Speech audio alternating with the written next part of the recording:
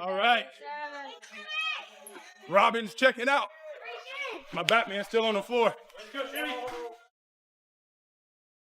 The Memphis Grizzlies at number 8. The Golden State Warriors at number 7. With the winner here facing the 2-seed Houston Rockets.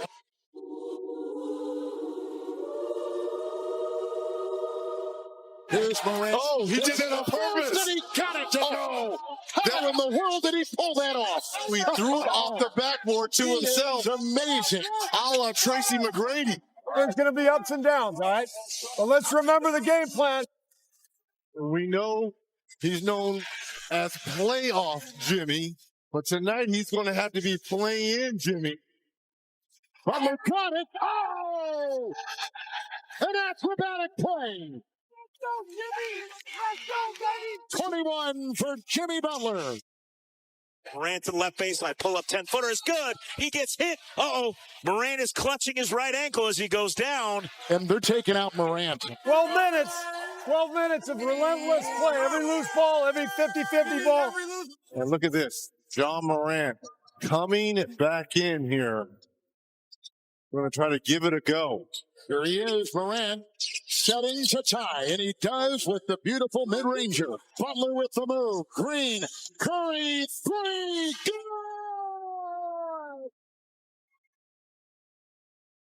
It's Curry off the screen, fakes, fires, and that's it. The Golden State Warriors will hold on to the number 7 seed. Steph, that is the sign of a true superstar on a night that's not your night to do what you did down the stretch. That's who you are. It's just incredible. You know, whether it's your night or not, it's just like every night you come through, and it's amazing. That's what we asked for, and we had to go earn it. So it's nice to win a play-in game, too. I think any team has a chance when I'm on the team, but I know every team has a chance if Steph's on the team. So I get to play Robin. That's my Batman, and I don't know who else is. We got all the villains over there, Two-Face and Joker and Riddler, everybody else in the Western Conference. But we got a lot of games to win. Peace. Well, that was a fun game for sure. And joining us now, our Warriors reporter, Young Masuk. Jimmy and Steph, they played some heavy minutes throughout the past 2 games. They're both dealing with some nagging injuries here. What should fans expect from them in this series against this young Rockets team? Well, I think what you've seen in the last 2 games could perhaps be a formula for Golden State to try to win. What you've seen is Jimmy Butler pretty much take over the game in the first 3 quarters. Against the Clippers in a must-win game, he had 24 points. And then Steph, I believe, had like 18 in the 4th. And then against Memphis in the last game, it was Jimmy with like 34 through the first 3 quarters. And then Steph taking over in the end in the 4th quarter. Really what Jimmy's able to do is kind of help Steph stay fresh for that 4th quarter. And that's going to be a must against Houston. The last time they faced Houston, it was very clear the Rockets went out and to maybe quote a Batman villain, as Jimmy Butler would say, they were like Bane. They just went out to try to punish Steph Curry. He basically had 3 points, 1 for 10. Now, I will say, I'm not going to make excuses for the Warriors, but that game was at the end of a 4 games and 6 nights. They had just gotten back from a 2-week trip on the road, so they were tired and exhausted. But you know, with Thompson, with Brooks, they're going to throw guys consistently at Steph and try to beat him up. They're going to need Jimmy to kind of be what he did in those first 2 games and really give them a boost in those first 3 quarters. Yeah, the non-Steph minutes, right? That's always something throughout his tenure really in Golden State that we've talked about. And Jimmy Butler has certainly helped with that. But something we've talked about on set is whether or not Jonathan Kuminga, who we did not see play in those play-in games, is someone that maybe Steve Kerr could go to in this series. What have you heard on that front? So Jonathan Kuminga had a DNP in the 2 biggest games of the year for the Warriors. And really, Steve Kerr has just said he's tried to shorten his rotation and go back to what was working when, unfortunately, Kuminga was out. The Warriors played their best basketball. It's kind of become a little bit of a sensitive subject. Steph Curry kind of bristled a couple weeks ago when people were asking how Kuminga's looking. He said, this is like the only guy that we ever ask whenever he has a good game or bad game, how did he look? And Steve Kerr kind of bristled too. And he was asked the other day, have you talked to Jonathan Kuminga after not playing him? He said, no. And that was it. That was the answer. But Kuminga's had some of his best games this season against the Houston Rockets, including a 33-point outing against them. Right. They might be able to use him in this series because he is their one athletic young guy who perhaps can match some of the young athletic guys on that other side. And we do know that Steve Kerr, he does have a tendency to go to certain guys for certain matchups and not play them in a series and then go back to a different guy in another series. It's very matchup dependent. So I wouldn't be surprised if we did see Kuminga at some point in this series. He just has to, as UD always says, stay engaged with this group, which can be an incredibly tall task for a young player. Team in the league at an average age of just over 29. You can see the Rockets are a young team, just over 25. And you look at the disparity in playoff games weighted by playing time. Warriors have twice as much as their Rockets counterparts. And we are thrilled to have Stephen A. with us from the Countdown set. And Stephen A., this is just that classic matchup, age and experience versus youth and inexperience. The Rockets are a relentless, high-energy team. How do you see this going? Well, I think it's going to be tough. I think it'll be a 7-game series. I mean, I think they've got the talent. They've got the defensive prowess. They certainly have size. They have the ability to rebound the ball far more effectively than Golden State. And I think they're exceptionally well coached by one of the best coaches in basketball in Ime Udoka. What we're going to find out is whether or not they have a closer. We know that Fred VanVleet is a champion. We know this. But outside from him, who do you have? Is Jaylen Green ready to take the bull by the horn and really cement himself as the franchise face for the Houston Rockets? We got to take that into consideration as well. Amen Thompson. Remember, last time Steph Curry saw him, Steph Curry shot 1 for 10 from the field because that young kid is such an elite defender and he really goes after you. So they've got some promising prospects. Make no mistake about it. The Houston Rockets are a legitimate threat. But the baby-faced assassin that is Steph Curry is who he is. Jimmy Butler is Jimmy Buckets. This is the playoffs. He didn't shoot more than 17 times in the 29 regular season games he played for the Golden State Warriors before Sunday against the Clippers. That game and last night's game, he shot more than 20 times, going to the free throw line 27 times. So we know what Jimmy Buckets brings to the table, no doubt about that. Experience, championship pedigree, and Steph Curry, etc. That should rule the day, but it will take a 7-game series, as far as I'm concerned, to pull it off, because it's that challenging. Yeah, I would say they'd have to win on the road. Obviously, the Rockets have home court. They're 6th in scoring defense, opponents' field goal percentage. It's good to have the Rockets playing meaningful things in the playoffs. He choose not to use Jonathan Kuminga, the Rockets are going to win that series. I will say this to you. Jonathan Kuminga doesn't have a player option. He's got a qualifying offer. And so I'm looking at the number, like they're saying here is $10.2 million he's scheduled to make next year. If I'm Jonathan Kuminga and Steve Kerr doesn't play me this summer, I want out. I don't think he should want to be a Golden State Warrior if that's going to happen. Let's go to the Rockets for a quick second. What's made them so good this year? And why do you give them specifically? Why do you give them such a chance of beating the Warriors in the series? Well, one, I don't know who you voted for as your coach of the year, but I voted for Ime Udoka.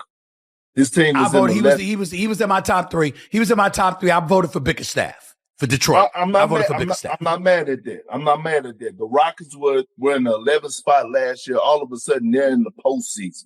Okay, because of the identity and culture that Ime Udoka brings to a ball club. That's number one. Number two, when we always talk about defensively and what's the most important position in today's game, I always tell you, say what? The wing position.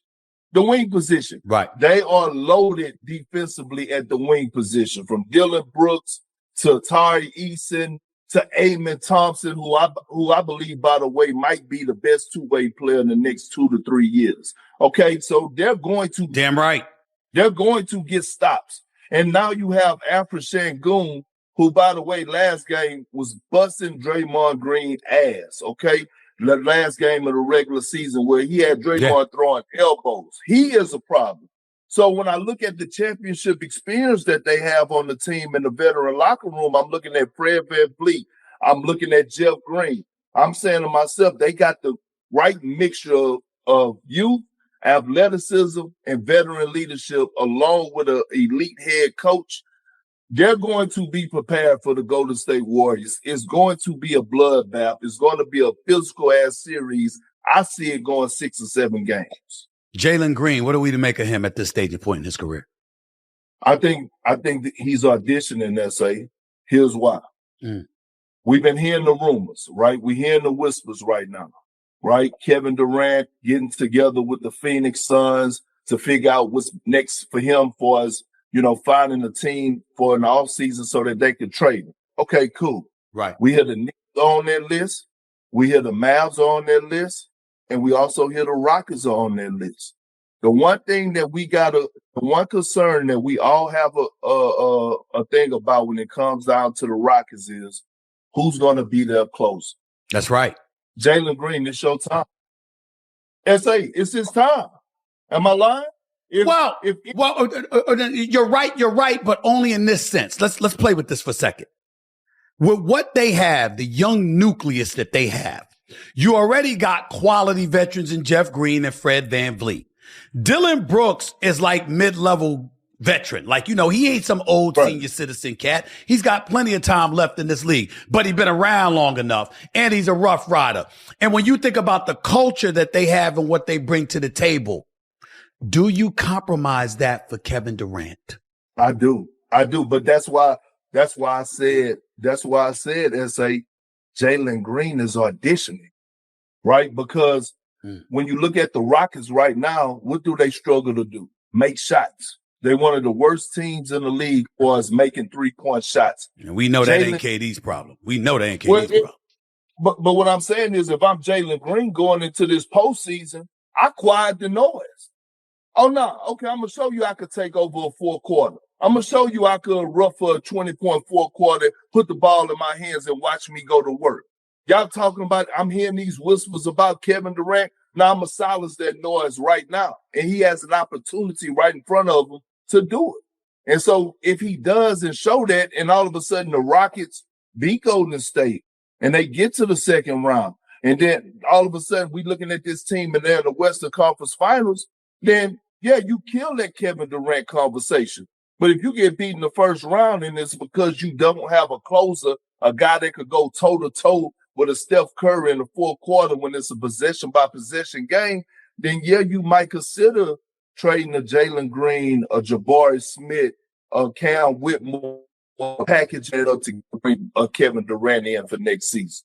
Even if Kevin Durant is the kind of person that you might not think is great for your locker room, not because he's bad or cancerous or anything like that, but because he's a different kind of cat and just marches to the beat of his own drum. You don't worry about that with the nucleus and the culture that you're building in Houston? You know why I don't worry about it?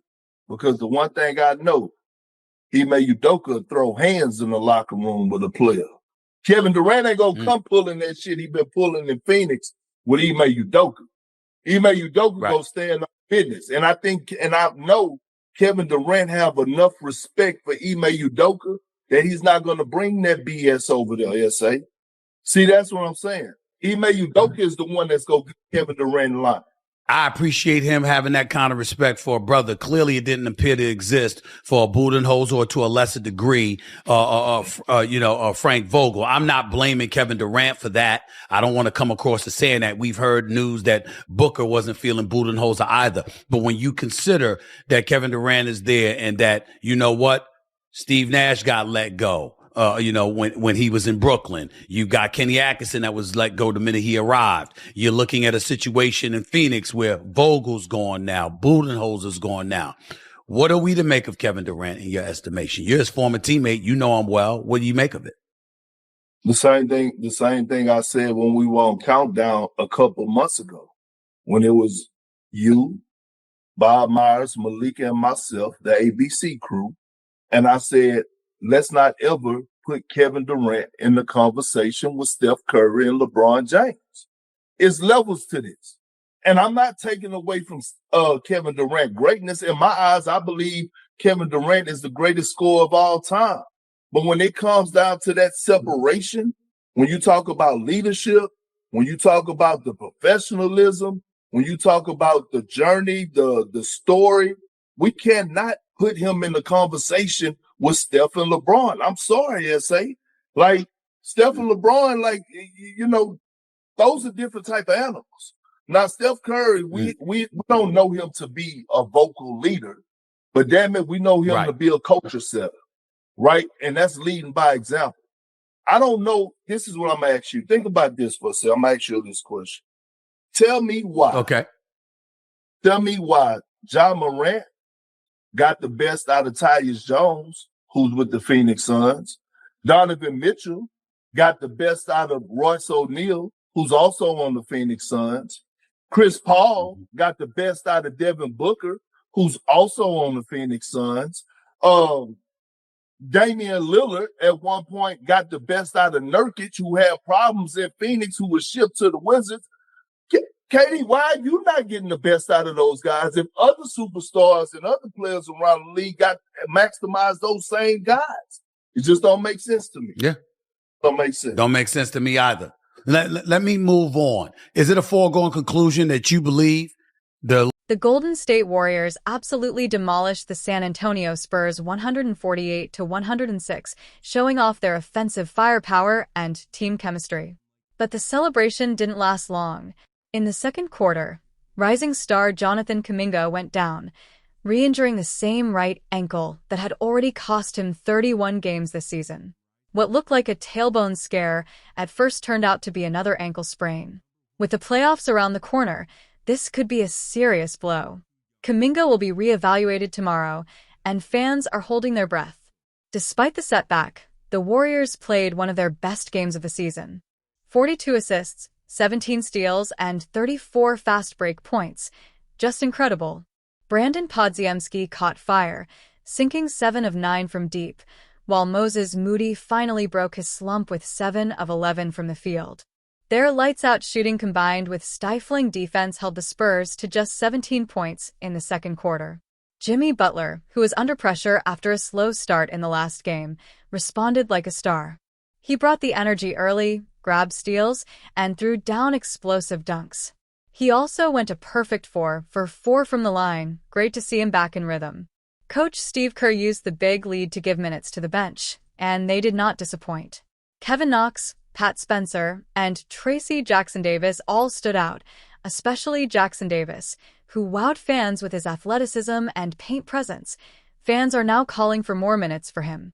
With this win, the Warriors hold steady at 6th place in the Western Conference, dodging the play-in, at least for now.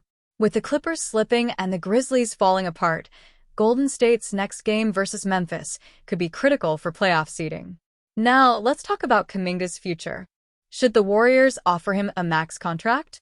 Or wait to see what offers come his way in free agency and match only if it makes sense? A 5-year, $150 million deal would secure him long-term, but is it worth the risk with his injury history? Let us know in the comments below what you think the Warriors should do. The clock's ticking. With only 8 games left, every matchup matters. Steph Curry is still playing at an MVP level, and the team seems to be finding its groove. But to make a serious run, they'll need Kuminga healthy and maybe even add a rim protector before the season ends. The off-season looms large.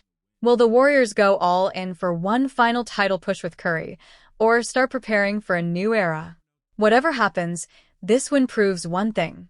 When healthy, the Warriors are still one of the most dangerous teams in the NBA. Backhand index pointing right. If you're a real Warriors fan, make sure to like, comment, and subscribe.